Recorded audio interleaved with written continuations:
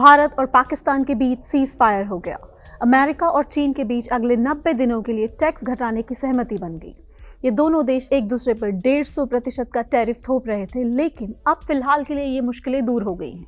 यही वजह है कि पिछले हफ्ते तक गोल्ड खरीदने की जो अफरा तफरी मची थी वो अब नजर नहीं आ रही है, और इसका असर गोल्ड प्राइसेस पर साफ नजर आ रहा है, क्योंकि जब ग्लोबल अनसर्टेनिटी रहती है तभी गोल्ड की कीमतें भागती हैं। गिरने के बाद क्या आप इसमें पैसा लगाना चाहेंगे? आप हमें कमेंट करके ज़रूर बताइए, और मैं आपको बताऊंगी कि गोल्ड प्राइस क्यों गिरा और अब निवेशकों को क्या करना चाहिए।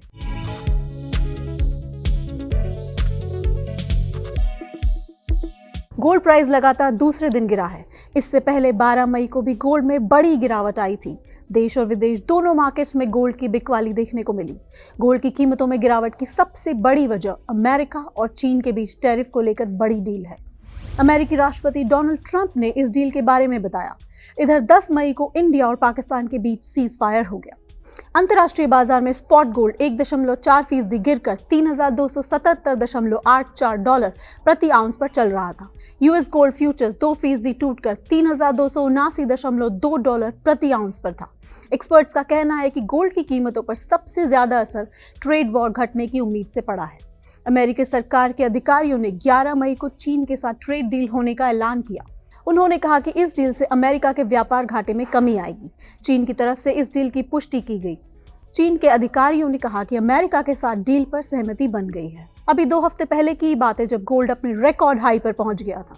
जियोपॉलिटिकल टेंशन और टैरिफ वॉर कम होने की उम्मीद से गोल्ड में बिकवाली देखने को मिली।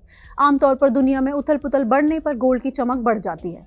इसकी वजह यह है कि इसे निवेशकों का सबसे सुरक्षित विकल्प माना जाता है।